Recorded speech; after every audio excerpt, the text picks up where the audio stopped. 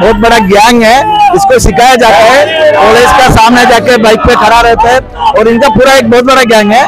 और वो लड़कियों को प्यार का जाल दिखा के, प्यार का मोह दिखा के लड़कियों को पटाते हैं, समझा। उसका बाद उसका एक ही एजेंडा, उसको बर्बाद कर देना। प्रेग्नेंट होने का बाद भी उसको छोड़ देना, नहीं तो मार्केट में दिल्ली में जाके भेज दो। मेरा एक ही मांग है, वसई तालुके में जितना लड़कियां गैप है ये प्यार मोहब्बत का अंदर, इसका रीओपन केस रीओपन होना चाहिए। कसाई को फांसी की सजा देना चाहिए।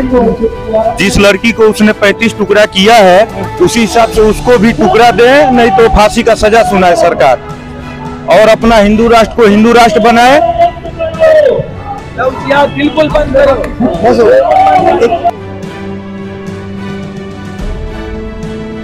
प्यार करना तो सबने सीखा है। प्यार तो हम बेटी से करते हैं, माँ से करते हैं, बाप से करते हैं, भाई से करते हैं, बहन से करते हैं। आपको ऐसा नहीं लगता इसमें माँ बाप की भी कुछ ना कुछ गलती है? जब ये हो रहा था तब माँ बाप ने क्यों नहीं एक्शन लिया? बिल्कुल इस बात पे मैं मानता हूँ, माँ बाप की गलती हो सकती है, मगर माँ बाप ने जो कार्य किया है ना वो आप सोच भी नहीं सकते। वैसे ही कर हमें पता है, उन माँ बापों ने 2 नहीं 10 बार नहीं 50 बार नहीं 100 बार हमारे को पता है, वो माँ बाप उनके घर के उनके पाँव पकड़े, उस लड़की के पाँव पकड़े हैं। ऐसे ऐसे माँ बाप है, वो लड़की मानी नहीं।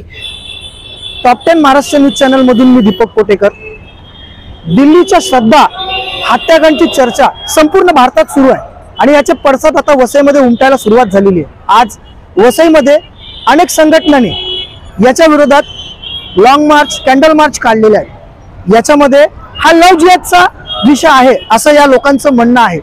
श्रद्धाच्या मर्डर केसला आता लव्ह जिहादचा कुठे ना कुठेतरी गालबोट लागलेला आपल्याला दिसतोय। या संदर्भात भारतीय जनता पार्टीच्या आपण कार्यकर्त्यांची चर्चा केली, त्याचबरोबर भारतीय जनता पार्टीचे या ठिकाणचे जे पदाधिकारी आहेत त्यांचं सगळ्यात मोठं स्टेटमेंट आपल्या समोर आलेलं आहे। तर पाहूया या संदर्भात भारतीय जनता पार्टीचे नेते आणि कार्यकर्त्यांचं काय म्हणणं है। जी क्या कहेंगे, जिस तरीके से आप लव जिहाद का एंगल इसको करना चाहते हैं, पर आपको ऐसा नहीं लगता है क्या कि लव जिहाद की वजह से ये हुआ है? आप किस बेस पे बोल रहे हैं? 101% ये पूरा बहुत बड़ा षड्यंत्र है, बहुत बड़ा गैंग है, इसको सिखाया जाता है कॉलेज का सामने जाके बाइक पे खड़ा रहता है और इनका पूरा एक बहुत बड़ा गैंग है। और वो लड़कियों को प्यार का जाल दिखा के, प्यार का मोह दिखा के लड़कियों को पटाते हैं, समझा। उसका बाद उसका एक ही एजेंडा, उसको बर्बाद कर देना। प्रेग्नेंट होने का बाद भी उसको छोड़ देना, नहीं तो मार्केट में दिल्ली में जाके भेज दो। मेरा एक ही मांग है, वसई तालुके में जितना लड़कियां गैप है ये प्यार मोहब्बत का अंदर, इसका रीओपन केस रीओपन होना चाहिए और ये पूरा इंक्वायरी होना चाहिए। और जितना लड़कियां वसई तालुका, मैं तो पूरा देश का तो नहीं बात कर रहा हूँ, वसई तालुका जितना लड़कियां गैप है ये पूरा षड्यंत्र है, ये कोई अचानक हुआ घटना नहीं है। लेकिन आप जहाँ पे लव जिहाद की बात कर रहे हैं वहाँ पे आपको ऐसा नहीं लगता है कि लिव इन रिलेशनशिप में जो रहते हैं उसके ऊपर कुछ विरोध होना चाहिए? नहीं, लिव इन रिलेशन जो होते हैं एक अलग बात हो जाता है, वो नहीं। ये जो है ना, ये जो लव जिहाद जो होते हैं वो केरला से लेकर दिल्ली कश्मीर तक ये पूरा चालू है।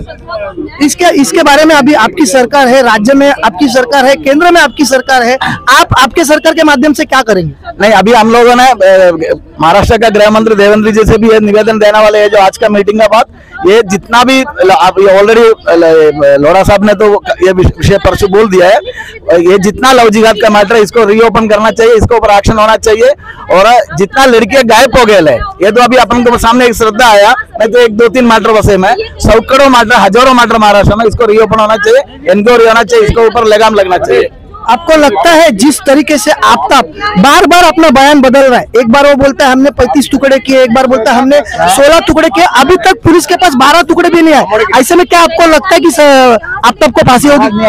100% फांसी होना चाहिए, नहीं तो पब्लिक ऐसा उसको लटकाना चाहिए, मतलब उसको पब्लिक के हाथ में देना चाहिए 100%। आपण एकंदरीत जर पाहिलं तर वसईमध्ये सध्या श्रद्धा हिला मारलं, त्यामुळे आक्रोश सुरू आहे आणि त्यासाठी म्हणून आता कुठे ना कुठेतरी जनता एकत्रित येते। एकंदरीत आपण जर पाहिला तर या ठिकाणी जी संस्था आहे, खरं तर भारतीय जनता पार्टीचे उत्तम कुमार, त्यांच्याशी आपण आता चर्चा केली। या ठिकाणी जर आपण पाहिला तर या ठिकाणची जी लोक आहेत ते सातत्याने आफ्ताबला फाशी व्हावी यासाठी म्हणून इथे एकत्रित आलेले आहेत। परंतु एकीकडे आपण जर पाहिला तर आफ्ताब पोलिसांकडे जे स्टेटमेंट देतोय त्याच्या स्टेटमेंटमध्ये नेहमीच तो आपली स्टेटमेंट बदलतोय आणि दुसरीकडे जर आपण पाहिलं तर अजूनपर्यंत पोलिसांच्या हाती मर्डर वेपन सापडलेला नाही। काय सांगाल सर, तुम्हाला काय वाटतं की हे सगळं जे चाललेलं आहे हे कुठेतरी थांबायला पाहिजे, परंतु आज आपण लव जिहादचा ह्याला अँगल देत आहे, कुठे ना कुठेतरी हे चुकीचं असं वाटत नाही का?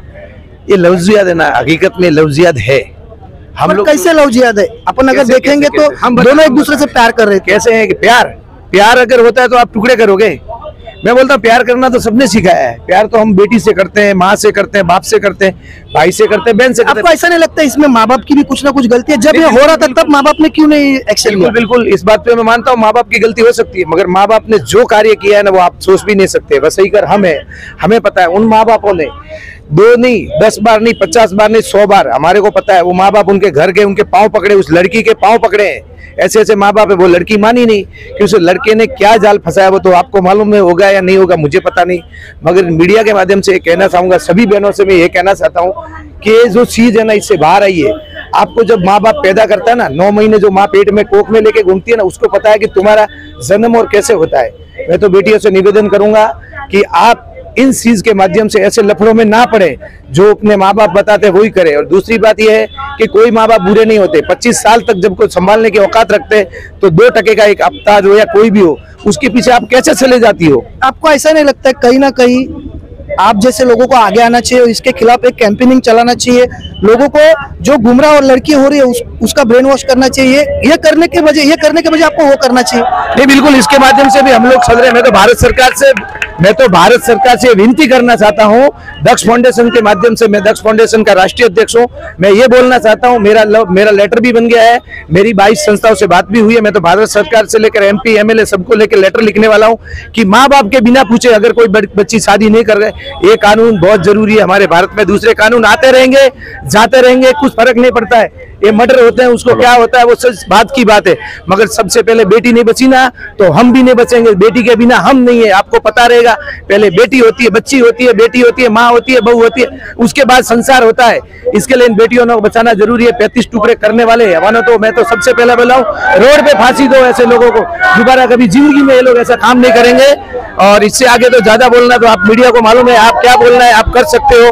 और मीडिया के माध्यम से मैं तो यही करूंगा, सबसे बड़ा भारत का मीडिया एक चौथा स्तंभ ऐसा है ना जो हमारे देश को संभाल के चल रहा है। अन्यथा इन नेताओं की राजनीतियों के कारण ये बेटियां तो कहीं से कहीं चली जाती, मगर इन नेताओं ने ऐसी राजनीति की है, आज तक कोई बेटियों के लिए कानून अच्छा बना रहा ही नहीं है। क्योंकि आप कहीं पे भी जाओ बेटियों को छेड़ते रहते, कोई बोलने वाला नहीं है।